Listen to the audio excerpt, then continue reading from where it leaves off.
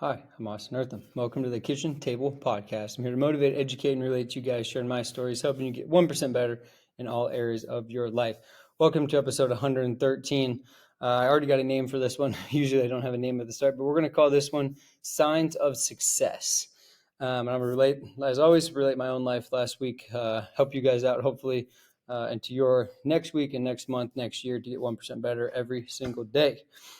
So, if you're new here, here's how we do it. We do the quote of the week. This week is from yours truly. We'll get some talk about March Madness, and then we will go to where I saw God this past week, experience from faith-wise, and then we'll get into a couple of things I learned and how I think it would be useful moving forward for either of us. Take it for your own life, your own wishes, and then we'll close and thank our sponsors and get out of here.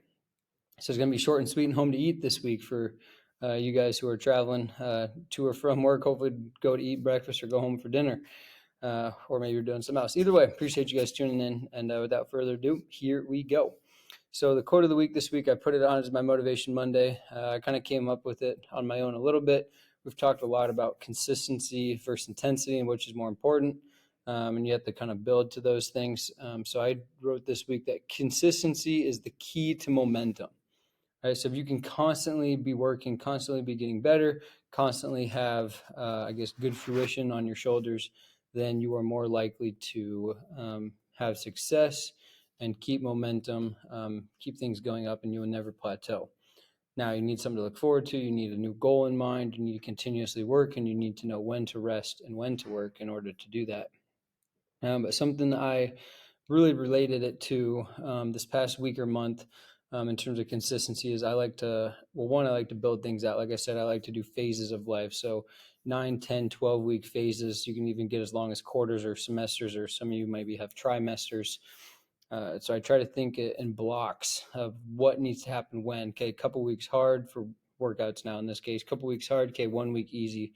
That way I can rejuvenate myself. If you go too much time, for instance, if I'm doing kicking lessons, if I go 2 weeks hard in a row, then I need to have 1 week where I don't have as much. Maybe it's just one lesson or an hour here, camp here, instead of all day or all weekend, especially in the summertime when it's nice out. Got to have time to spend with family and do other things on my plate. So I think that the biggest example I've been talking about is the NCAA tournament with men's and women's basketball. So consistency is the key, right? So let's take NC State, for instance, on the men's side, since they weren't supposed to even make the tournament in the first place. Actually, if you go back to the ACC tournament, let's go back even further. Let's go mid-season. Mid-season, they are doing pretty well, look like a low-seeded tournament team, and then kind of start, I think it was maybe February, they go and they lose 7 of their last 9 or something like that going into the ACC tournament, including losses from Duke, North Carolina, and Virginia. And then all of which they had to beat in the ACC tournament. So going in, they play in the first round game of the ACC, which you never want to be in. They're like the 10 seed or something like that. So they end up winning that game. Then they start winning. They beat, I don't know if they played Pittsburgh or kind of they were on the bubble.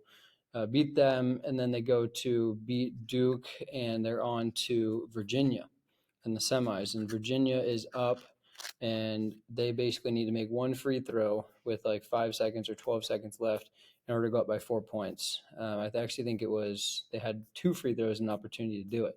Missed the free throws. NC State goes down and hits a 3, ties it, going to overtime, and then in overtime they kind of take over. So they weren't even supposed to make that, ACC final from that game. They were down with 13 seconds left or whatever. So they go, and they're obviously building momentum at this point, right? And then ACC tournament, they keep feeding it to their big guy, Burns, and they beat North Carolina. Okay, then they get a couple of days off. They rest, right? So then they rejuvenate. Everybody's thinking about how tired their legs are going to be. They had 4 days, 5 days to rejuvenate. They go, and they go to the NCAA tournament, play 2 good games at the start, get another 4 days off, play another 2 games in 2 days. And obviously their season ended in the Final Four. Sorry, they get to play one more weekend, and then they lose in the Final Four to Purdue. Repping the Boilers today, by the way. But anyways, so they weren't even supposed to be there, but their consistent play at the right time got them to keep that momentum going on and on and on. A lot of times we talk about hot teams coming into tournaments.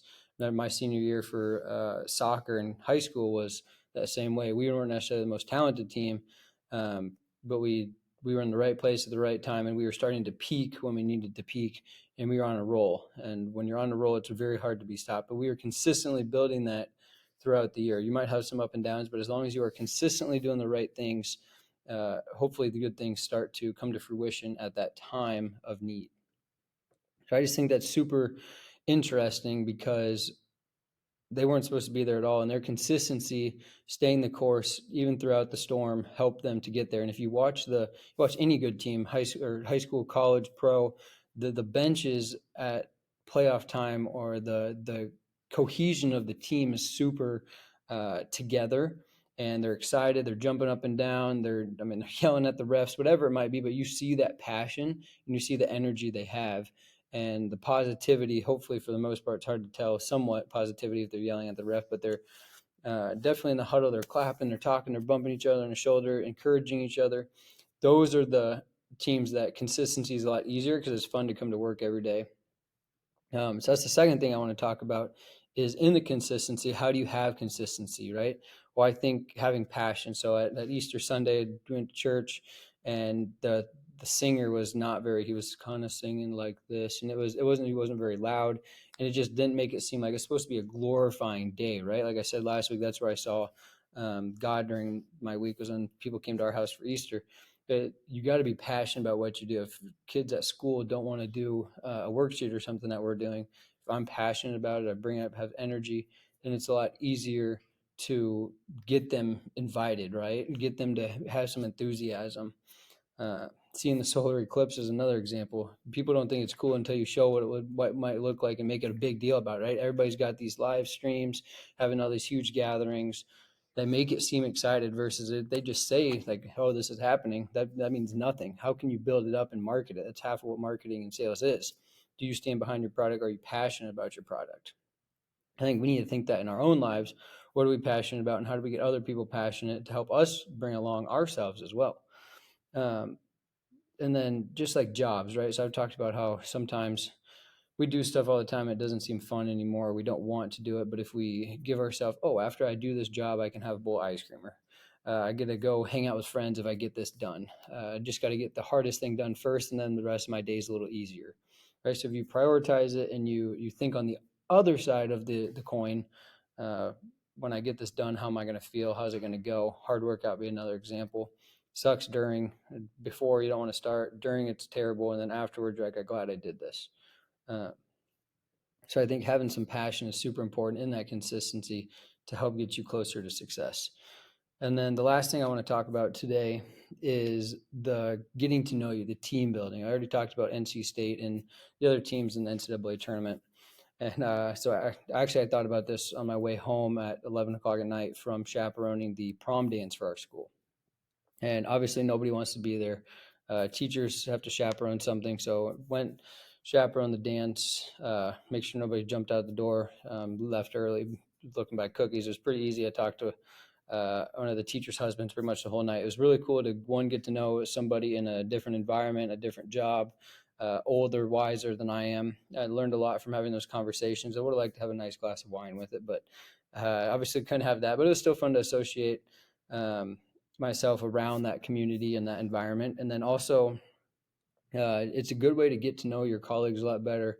Our building is super spread out, so it's kind of hard to have conversations except for your little area. It forces us to have a conversation, and nobody wants to be there, but it's nice to have some common ground. And then once you can only talk about prom so much, so then you get into other things, family life, past experiences, and then it kind of trickles from there. So it was really nice to have those conversations with people and get to know colleagues better, and then getting the text afterwards of appreciation, because a lot of people put some work into this. I didn't really, but I just showed up. But it was really, really cool to see the community we have. And I think team building is super important for your teams or things you're involved in, to do team building events, even if they don't seem fun. Again, show that passion and make people do it, because again, the best teams are going to have close-knit groups. Traveling is a great one. Obviously, basketball teams are the examples we've been using. That's pretty small. But things like football teams can do stuff too. Have the freshman pair up with the senior and have a mentorship meeting once a week for half hour. Have position groups go out to eat or put lockers by other position groups so that defense has to gel with the offense. Get to know coaches, have meetings that you can set up and talk about goals or experiences, or bring in speakers, things that you can rent a bouncy house together, go to a trampoline park, things you can do in big groups and small groups, football wise, non-football wise, whatever sport you're doing, or your classroom setting, your job, kind of your team at your job. All these are great examples. You can do things. I understand that some of these things cost money, but also little gatherings that you kind of have this little group doing something on the side. Saturday mornings, maybe you go for a bike ride together. Then you get more and more people involved. Next thing you know, this part of the company is talking to another part of the company. You can gel and you can work off each other because you have that relationship, and it's a lot easier to come to work, not only when you know people, but when you know that you can make your product better, because then everybody benefits, both financially, emotionally, and just feeling in the pursuit of happiness, really. So if you can have those team building things, I think that's super cool to have. But other than that, I think those are the three things. So I really think signs of success to me are, can you consistently have momentum on your side, or recognize that momentum, be self-aware. I call it hyper-aware. Sometimes that's not great, but overall I think it's good. And then what do you bring to the table for that consistency? What are you doing on the day-to-day to cause that? Number two, passion. Do you have that passion?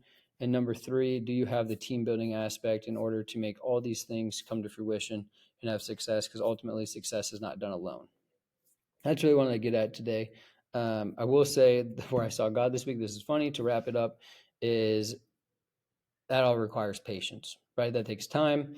Right now in my life, got a lot of things coming in the mail, going out the mail, need to get this, waiting on this. I use this because I don't want to get into all of it, but I'm waiting on other people to get their work done so that I can do some things, or it's just not the time, or it takes time to process, or need to wait for, I guess, a better time to do it. I know that's very vague, but slowly things will work out, and that showed me that this weekend was something coming to life. So just be patient and all those things. Success takes time. Success is hard. And if you are stressed or something, talk to somebody about it, and have patience, because ultimately God will provide for what you need. And that's where I saw God this week.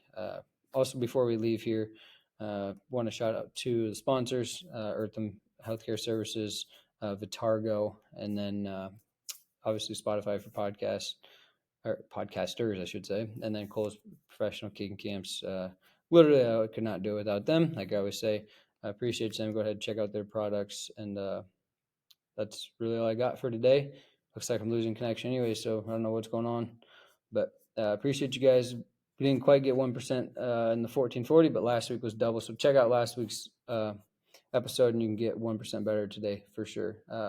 You should be getting 1% better anyways. Take these into your own life. Do what you can. Have the best day ever, and love you guys. Talk to you later. Bye.